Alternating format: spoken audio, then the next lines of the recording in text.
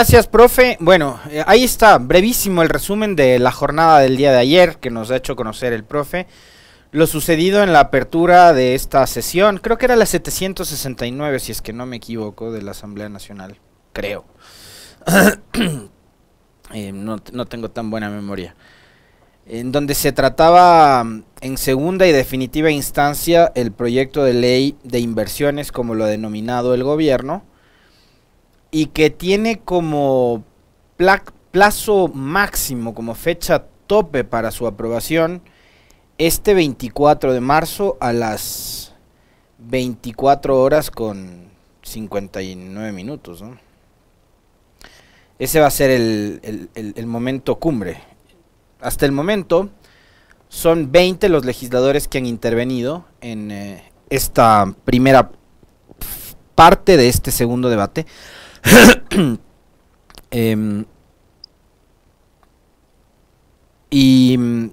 Algunas cosas interesantes sobre la discusión que se dio ayer en el Parlamento.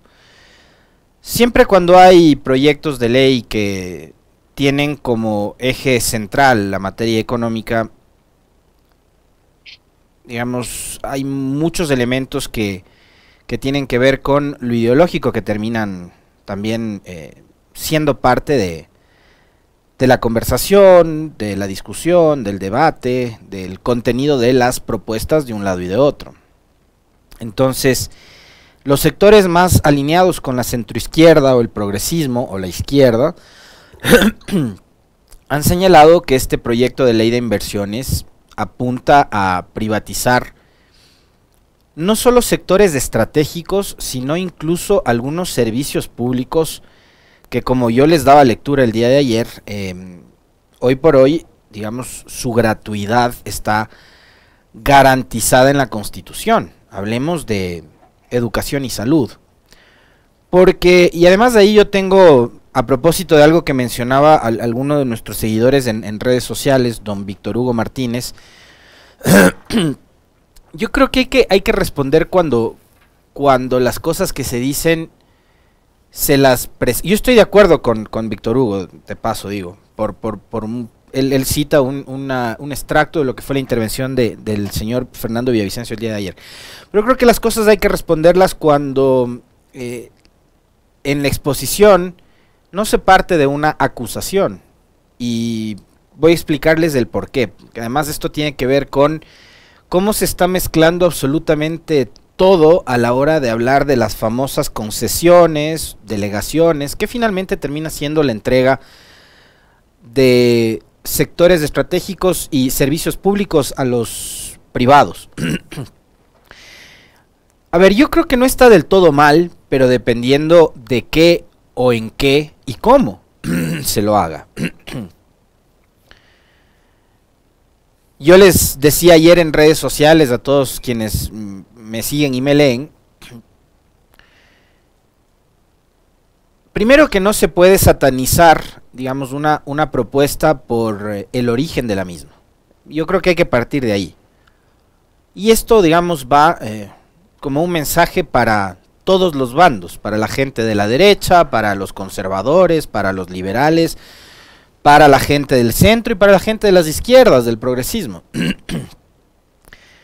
Lo que sí creo es que hay que analizar de forma detenida y a detalle el contenido de todo proyecto de ley, Puede ser la ley para interrupción del embarazo, de la interrupción voluntaria del embarazo por casos de violación, que tiene que ver con materia de derechos, como un proyecto de ley económico urgente como el que estamos hablando. Creo que hay que analizar la coma, el punto y coma, indudablemente. Además, ese es el trabajo principalmente de los legisladores, que son quienes reciben de parte del Ejecutivo el proyecto de ley, pero también de quienes generamos opinión o de quienes hacemos análisis del periodismo, para no cometer imprecisiones y para no quedarnos con esas muletillas como las que se suele usar. Y creo que el asambleísta Villavicencio ya lo ha dicho, además, por qué lo hace. Porque él dice que tiene un trauma que no va a poder superar. O sea, él odia tanto al correísmo que todo lo que salga del correísmo para él es malo, para él es lo peor, etcétera, etcétera. Entonces, y porque además creo que hay que ser lo suficientemente equilibrados y objetivos para aceptar cuando una propuesta es buena o mala. Si es buena, qué bien, venga de donde venga. O sea, creo que hay que pensar más ya en objetivo de país que particularmente desde lo político, considerando que estamos en un año preelectoral, o pensando en que se viene la muerte cruzada y que yo voy a volver a ser candidato, por ejemplo. Y esas disputas que tienen que ver más con lo político que con lo técnico, que es lo que se resuelve a la hora de tramitar o elaborar un proyecto de ley y aprobarlo, finalmente no le termina haciendo bien al país. O sea, digo, si un proyecto de ley enviado por el Ejecutivo, hoy, gobierno de Guillermo Lasso, un gobierno neoliberal de derechas, a mí me genera dudas, pero hay que sentarse a revisar la ley y como bien decía ayer algún legislador, no recuerdo bien quién en este momento, o algún analista era en redes sociales, porque entre ver el debate y leer los comentarios en redes terminé confundiéndome y ahora no recuerdo bien quién lo decía, pero yo sí coincido con eso. O sea, no creo que todo el proyecto de Guillermo Lasso sea malo, nefasto como lo dicen algunos, pero habría que ver qué cosas buenas sí se puede rescatar de ese proyecto que envió el presidente de la República y el Ejecutivo, y la Asamblea darle forma, mejorarlo, modificarlo, ajustarlo a las necesidades que tiene hoy en día el país.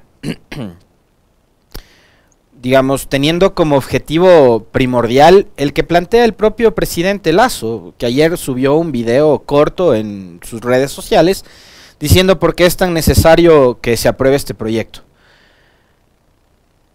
Y yo creo que esto, como por ejemplo ocurre en el tema penal, ¿ya?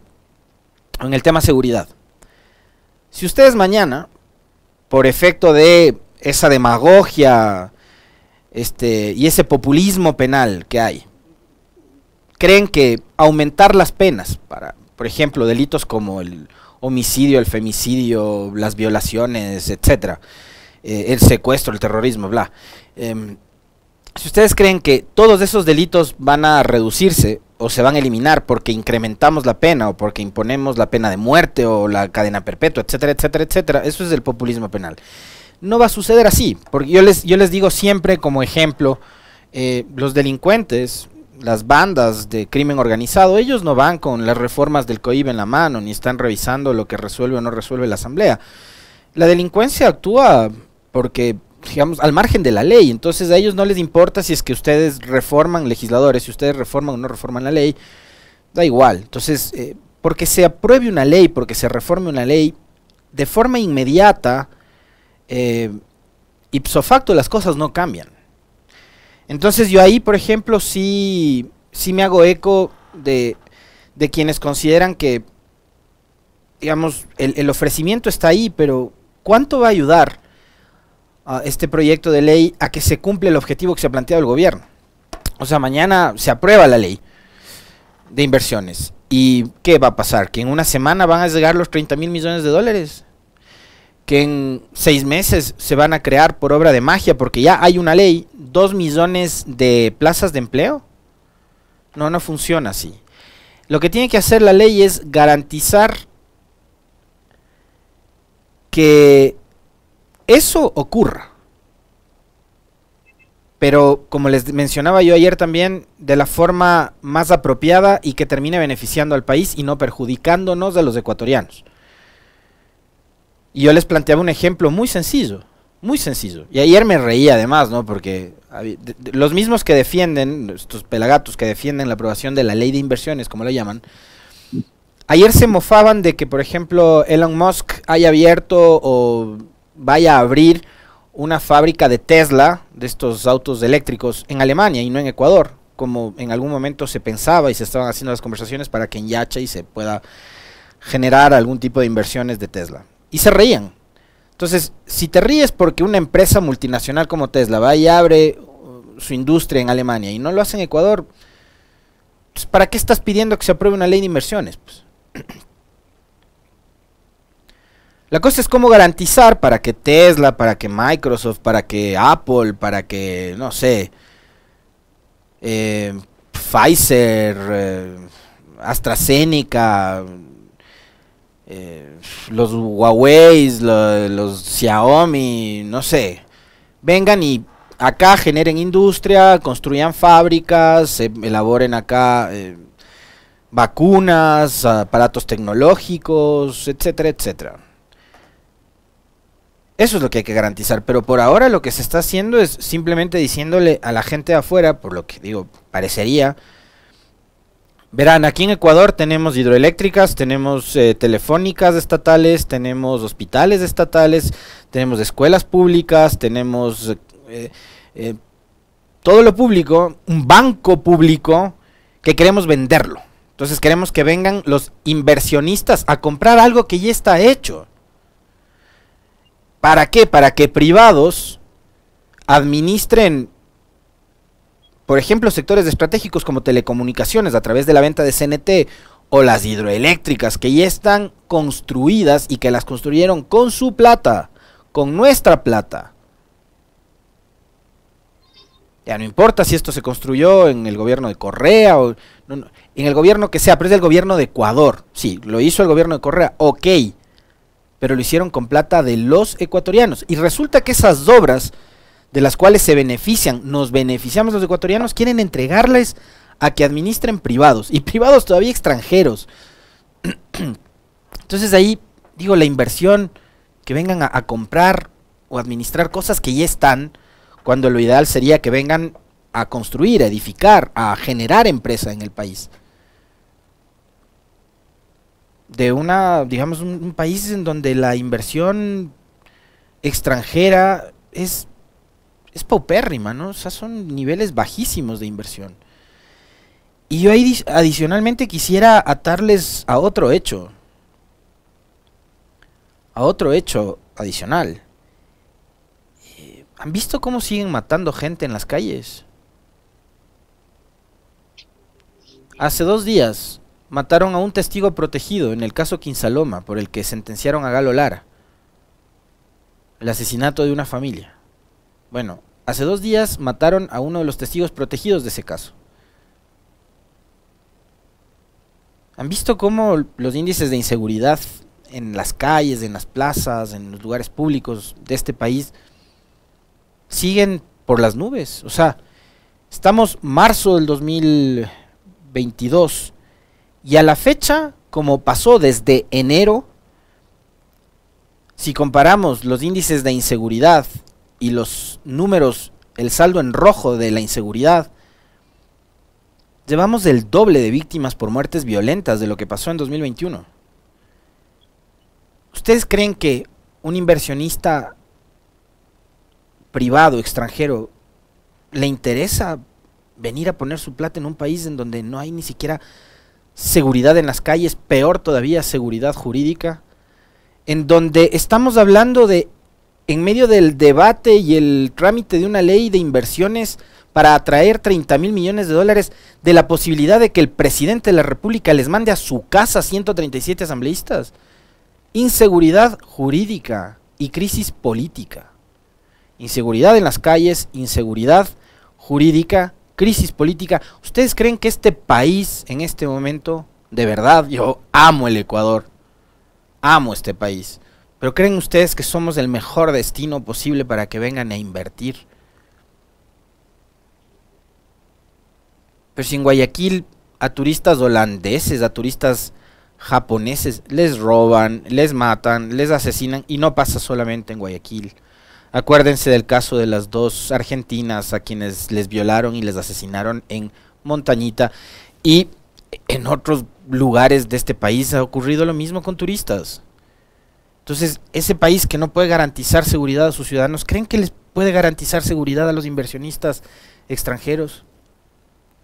Pongamos primero las cosas en orden, puertas adentro, y después sí salgamos a venderle el Ecuador al mundo entero si quieren, pero poniendo las cosas en orden.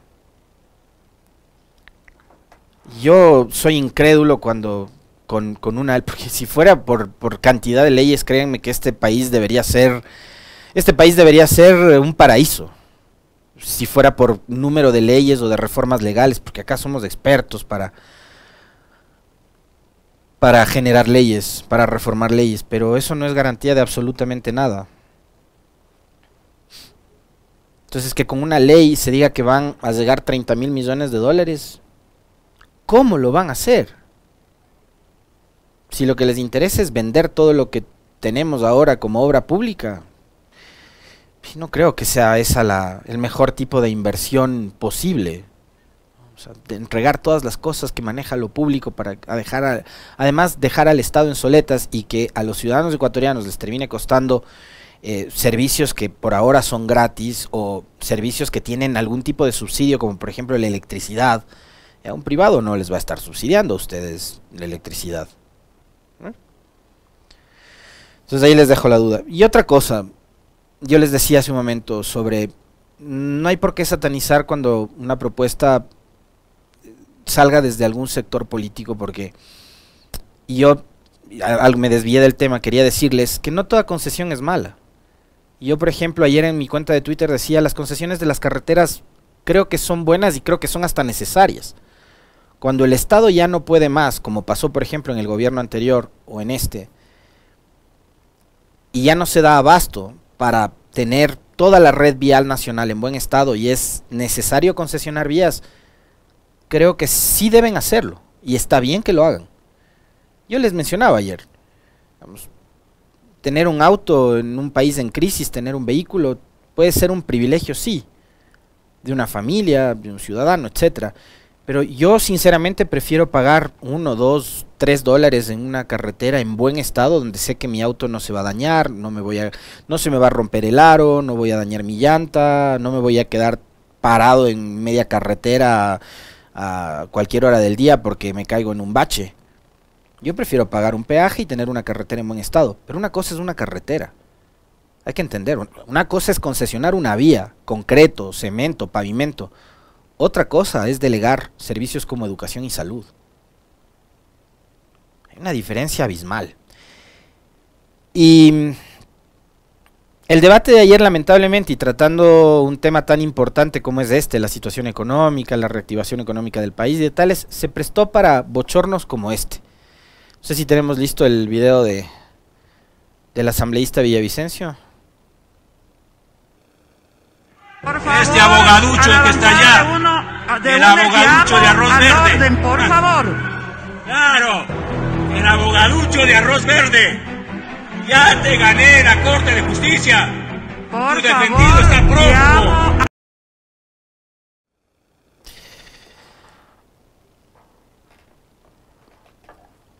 Esa es la asamblea que tenemos, ¿no? Esos son los legisladores que hay. Yo no sabía que Fernando Villavicencio era parte de los acusadores, ¿no? Ni era miembro de la fiscalía. Pero dice que le ha ganado el caso a Arroz Verde, refiriéndose a Fausto Jarrín, a un colega suyo al que le dijo abogaducho.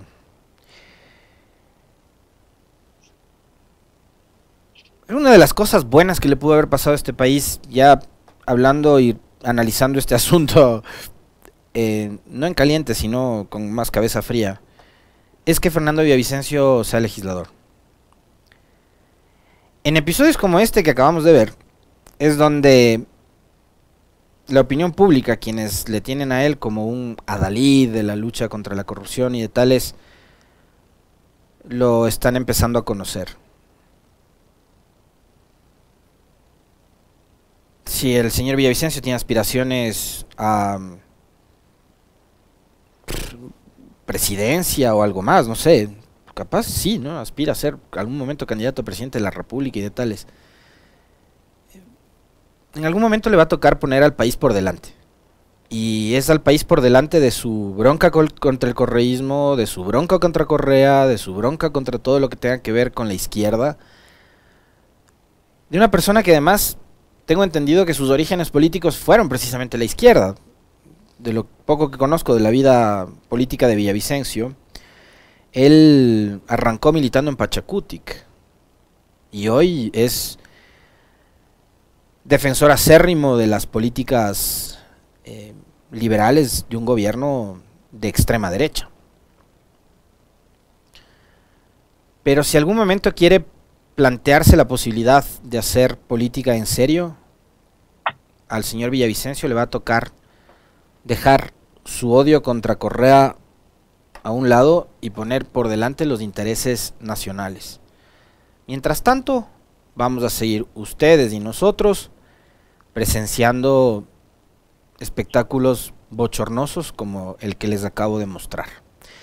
7:31, profe, me quedé corto de tiempo, se quedó el tema de Lasso. Tenía los cortes la Meli, como 3 cortes tenía de lo que dijo Lasso ayer con respecto al tema de la muerte cruzada, al tema de la marcha del 8M. De eso vamos a hablar mañana. Prometo que hablaremos mañana de eso.